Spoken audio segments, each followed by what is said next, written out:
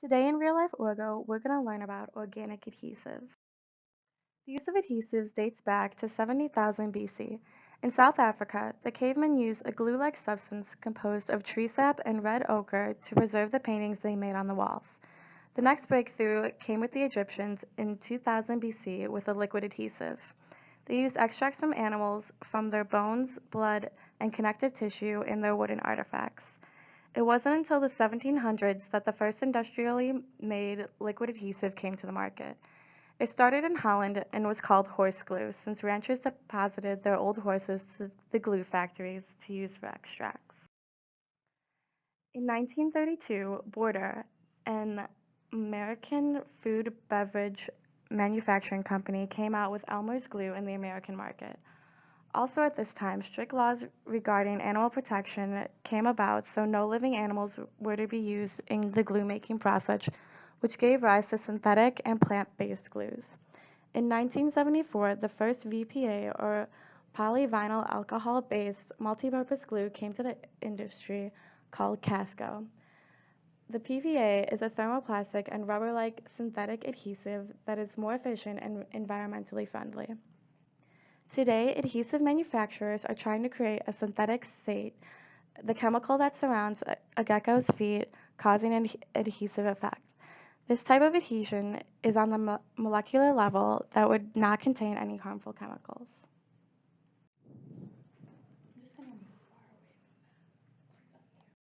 Okay, so one of the most common and most effective types of organic adhesive is epoxies. So there's two parts of the epoxy, the resin and the curing agent. So the most common materials that help make the resin are bisphenol F, bisphenol A, and novolic resin. So as you can see, they all have aromatic rings and alcohol groups. And here the novolic resin is seen as the actual complete resin rather than the structure before the resin's formed, because it contains the epoxy groups. So when synthesizing a diepoxy resin, it's very similar to the reactions we learned. It's a substitution reaction under basic conditions. So first, the base will deprotonate the resin, or the bisphenol rather, and then there is a nucleophilic attack from the carbon attached to the chlorine, and the chlorine acts as the leaving group, and then you're left with the bisphenol without the hydrogen on the alcohol groups attached to the epichlorohydrin. So now, what makes the epoxy so strong is when the resin cures with the curing agent. So a lot of curing agents are some sort of diamines, and they react with the base hardener to cross-link the epoxy in polymer chains. So here, the carbon in the epoxy group is very electrophilic, much like that of a carbon-carbonyl bond that we went over in class. So the lone pair on the nitrogen will be accepted by this carbon, and then the bond between the carbon and the oxygen breaks. So the oxygen is still attached to the other carbon, but now the nitrogen has a bond with this carbon. So then proton transfer occurs so that the negative charge on the oxygen and the plus charge on the nitrogen are canceled out. So you're left with the carbons and then an alcohol group and then attached to the nitrogen. So the next nitrogen will perform the same reaction with another resin molecule, and then so on until you have a full network of the cross-linked polymers. Okay, so here's the structure of a cured epoxy. And as you can see, that there's the many chains of the resin linked by the bridges of curing agent. And what makes it so strong is that there's so many of these bridges of the diamine curing agent that there's the polymer is in like a cross-linked chain that's very hard to break apart. So the epoxy also has very strong adhesion to substrates, since the basically adhesion is due to the intermolecular forces between the two substrates. So the epoxy resin had those alcohol groups that have strong dipole moments, and when you add up all the many alcohol groups in the resin or in the cured epoxy to substances such as plastics or ceramic or metal, then you get a very strong interaction. So also most epoxies cure in a They cure faster when the reaction is sped up with heat. So the thermodynamics of the reaction is such, according to Le Chatelier's principle, that if you heat it up and add energy to the reaction, then it'll occur faster. As you can see here, it's cured much faster at a higher temperature. So one of the really useful properties of epoxies is that it is water resistant. So it's most commonly used in the field of wastewater to fix leaks on pipes and stuff. So the curing agent, since it's a reaction that's kind of contained within itself, since the epoxy is usually mixed with a curing agent and then applied to the surface that it needs to be, it can still take place in the presence of water. Since when you think about it, the epoxy adhering to a surface is displacing the air, and the air is acting like a fluid. It can do the same thing in water, since the reaction is just between the epoxy resin and the curing agent. And then once cured, the network polymer is too large to be dissolved by water, and the many bonds connecting the chains make the polymer too strong to be broken up individually in the presence of water. So the features going over, it's extremely strong and water resistant, and it's activated by combining the curing agent with the epoxy resin. So it's often sold as a tube of like this putty with the unmixed resin and curing agent separate, and then that makes the application process really easy.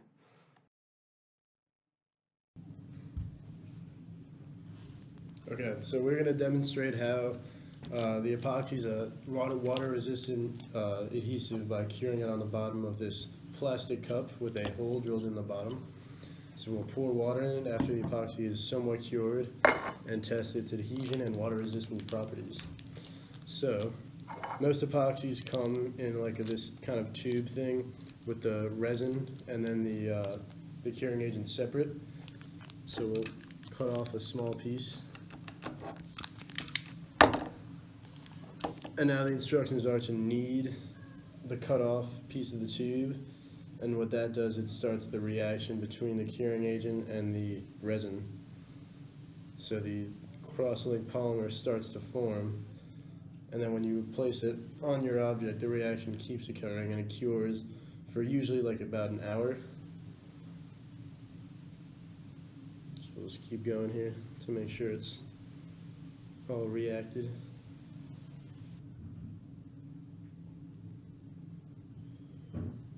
Okay, so now we'll place it on the surface. Push it down. So the instructions are to let it cure for about an hour. Okay, so we're going to demonstrate how the epoxy is a water-resistant adhesive by curing it on the bottom of this plastic cup with a hole drilled in the bottom. So we'll pour water in it after the epoxy is somewhat cured and test its adhesion and water-resistant properties. So most epoxies come in like this kind of tube thing with the resin and then the curing agent separate. So we'll cut off a small piece. And now the instructions are to knead the cut off piece of the tube, and what that does, it starts the reaction between the curing agent and the resin. So the cross-linked polymer starts to form, and then when you place it on your object, the reaction keeps occurring and it cures for usually like about an hour. So we'll just keep going here to make sure it's all reacted.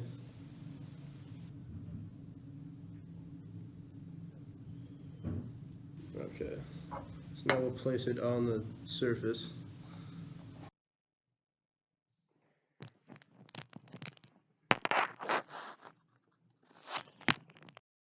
There are many different types of organic adhesives in use today. We do not have time to cover them all, but over the next few slides we will discuss some of the more interesting and unique variations. Water-activated adhesives are soluble in water, hardening when the water evaporates.